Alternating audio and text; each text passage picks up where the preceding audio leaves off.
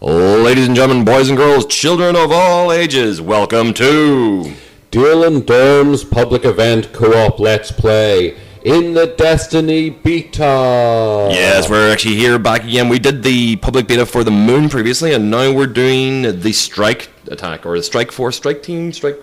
Is it just called a Strike? No, well, the name of the mission's the Devil's Lair, but it is a Strike Team mission.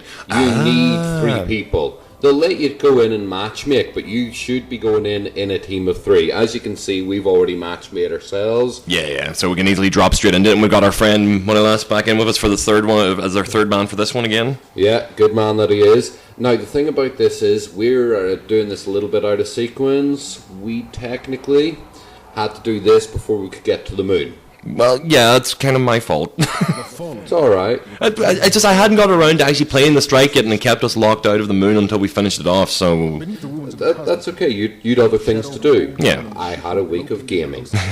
Yeah, that's the thing, you got so much deeper into this game than I did, and I've only skimmed the surface, but I want more.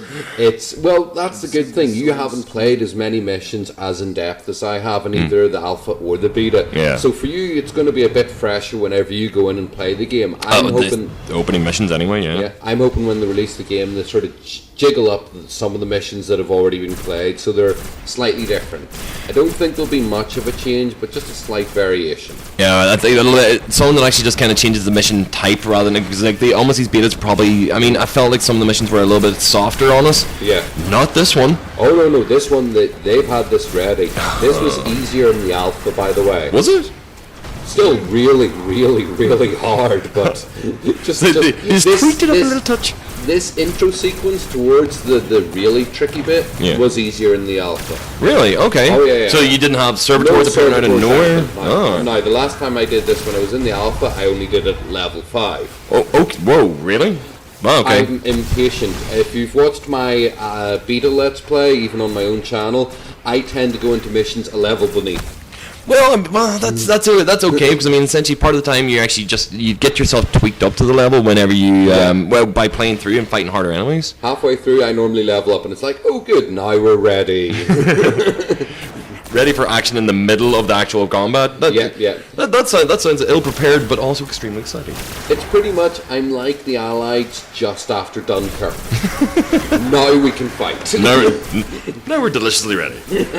All right, so I was a little bit surprised by the fact that we had the servitors appearing so early in the beginning, and then straight into fighting knights as well. Like, I don't like knights. I really don't like that. I don't like their shields. I don't like their strength. I don't like the fact that I get my ass beat if I go anywhere near them.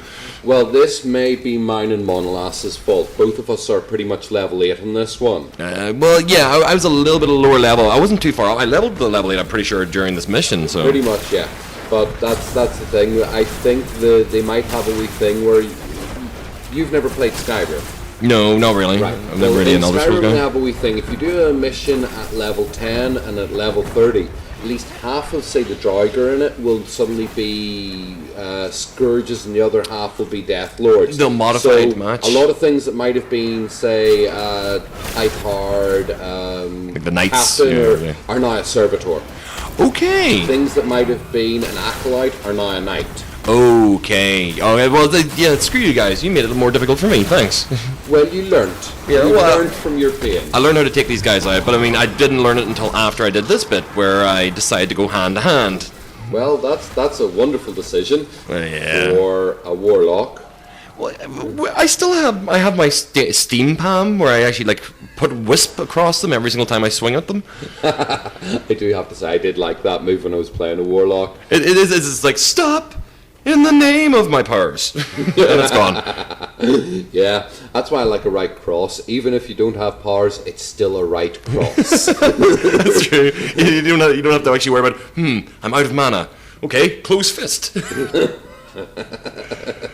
Apparently the warlock doesn't figure that out. Did you try? You tried Hunter, didn't you, whenever you were playing? Hunter, it's the knife, and then the knife with the power. Knife with the power. And can you throw the knife? Yeah, I like that. That's actually, with certain enemies, it's a one hit. Oh, nice. That's actually pretty cool. Yeah.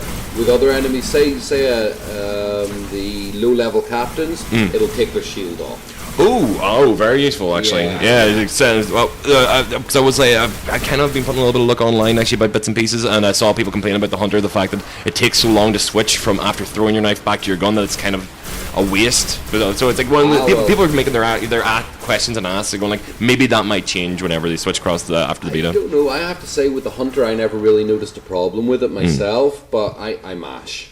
You just keep swinging, keep swinging. R1, R2, R2, square, R1. So right, we've got this is actually the respawn restricted area, isn't it? I think it is. We're in.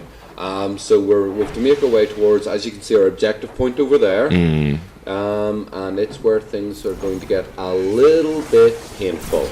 Yeah, I mean, this mission was truly hectic in the top of it. I mean, it was so quick to get to the first respawn restricted point. I was a little bit surprised and cautious because I wasn't expecting it to happen so early. And then it escalates very, very quickly. Well, yeah, it does escalate pretty quickly. Now, this room's a bit tricky to take out, mainly because there's a few wizards, a couple of captains, one of each, and then a bunch of other guys. But because it's you're stuck up here, you've got to duck and snipe. That's about your routine. I mean, you that's the thing. You switched to sniping while playing this bit quite a lot, and I mean you were being extremely effective.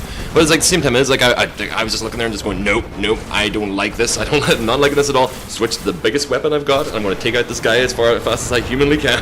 Which is a brilliant strategy. This is one of the things I like about this game. You can pick a Titan, and your base stuff will be Titan. Yeah. However, you can grab a sniper rifle and perk that up and make yourself also have that beautiful long range option as well. It seems, I feel that the sniper rifles are much more effective in the explore modes than they are in the kind of strike missions. Oh, see, in this stage you're going to see a section where I'm relying too much on the sniper rifle, and I do get punished for it. Yeah, I mean, essentially it was a role reversal because while you were doing that, I was circling around you, punching things that were hitting you. It was hilarious fun. Yeah, well, admittedly, the only side benefit to it was that my stink palm essentially was effective enough that every single time I took somebody out with it, I was getting my special again a lot quicker. So yeah. Even the warlock can actually use the melee range kind of stuff to actually make himself better. I mean, because I meant I could drop more bombs essentially. There is a regen thing with the supers and specials. This is why I ended up, pardon the internet, this is why I ended up using the sniper at certain sections. Mm-hmm. You'll notice there's the dregs, and then there's acolytes, and you've got your captains and stuff. Vandals or vandals? Vandals, yes, vandals. But there's also stealth vandals, and they come in two types. Ultra annoying, hide on the gantry, stealth and snipe shot and one kill people. Mm-hmm. And then the ones that come in groups of 3 or 4 and rush you with swords. Yeah, no, those are the ones I don't like. They're too strong for a simple melee. Melee can stagger them, but then you have to really kind of pull out another weapon to hit them. I mean, I can imagine if I had a shotgun, they wouldn't have been a problem at all. But I don't carry a shotgun. I don't like shotguns in this game. Did you notice that as well? The shotguns, their damage loss is so quick and so easy. You have to be pretty much in punching range for it to be effective. And if you're already in punching range and you've leveled yourself up, you punch. Which is what I found later on. The first punch, you'd have a nice power punch, and then with the Titan I was getting most stealth vandals down in 2. There's man down. Oops. That was my fault for trying to be clever. We really, honestly, I don't think we were that clever in this run of this part of the mission whenever we first started. I mean, we weren't being clever at all. There was no strategy. We weren't using ourselves useful. We were literally going, many guys, kill everyone close. Yeah, just throw it. I just saw that as well. You dropped your Titan punching into missing. He backed up, and then I was too far away for me to actually be effective. So we're not looking around us well enough. Yeah, there's that problem with it. It's because of that level. I mean, we're in the lit area, they're in the darkness. So essentially, unless they had a shield, you really couldn't tell where they were because the shield would give them a glow enough to get aim for that. And then at a certain point, you're going, well, I don't have enough high-powered weapons to get through that shield quickly. Yep, pretty much. You nuisance. I was throwing bombs left, right, and center anywhere I could, and most of the time I just got really bad lucky RNG in this one because normally whenever I drop the bomb, it'll actually send off more orbs of light and actually do more damage. Not a single one this entire time. I just kind of every single time I dropped it, it wouldn't do the damage. See there, the good thing about the stealth, the hidden sniper boys, is they give you trails so you can backtrack that to their location. I did that. Which is what I ended up doing there. Unfortunately, then I got attacked a lot from behind. Yeah, because you had to turn your back on them. Yeah. No. It's not a fun game. Whenever essentially playing that hide and go seek is actually the hard. Like, whenever you actually find that one guy who's still hiding around the corner, it's the most irritating thing in this mission. Especially whenever you go. I was running around and actually trying to pick up ammo on occasion, like whenever we were going through the waves, and every once in a while I just turn a corner and there'd be a guy standing there. And Jesus, I thought we got the ball. Yeah. Where did you come from, oh my captain? oh my, a captain. But still, even for the difficulty level, it was ridiculously good fun. Oh yeah, no, but I wasn't being frustrated. I mean, admittedly, I rage shouted as soon as we realized that we had to redo this section. But yeah, no, it's at no point has it actually been stressful. Really? No. It's the good type of challenge. Oh, damn it! What will beat this? You know, that type of playthrough. That's one of the reasons I'm enjoying this game. I honestly think this is one of the reasons why our playthrough of the moon mission seemed to be a little bit quicker and faster, because we had done this just beforehand. We were prepped for ultra violence. All our reflexes were nice and tight now. That was a beautiful. That was a good one. You actually got it to solve one out. Meanwhile, my last one was just missing out of nowhere. It happens. Half the time, see, when I'm trying to punch things, this is one of the things that always annoys me about first-person shooters. See, if you're trying to do close combat, you use no peripherals. Guys just disappear. You've completely just thrown a punch into thin air. Swing, turn. That's where the guy is now. Whoops. Yeah. Swing, turn. Oh, he moved again. But still, great fun. Great fun. There was this black cloud, and then many bombs turned up out of it. Let's see the wizards, whenever they actually I find them unbelievably frustrating whenever they do kind of like start to swarm with a couple of acolytes or anything around them, because they essentially have defense. You have to shoot through them to get to the next guy. We were just out of heavy weapons. We were out of like special attacks. These guys need to be taken down quick. Yeah, they just become they've become like a artillery section for the opposing team. Really, if we were doing this right, I'd have been hitting the acolytes. And that's a miss.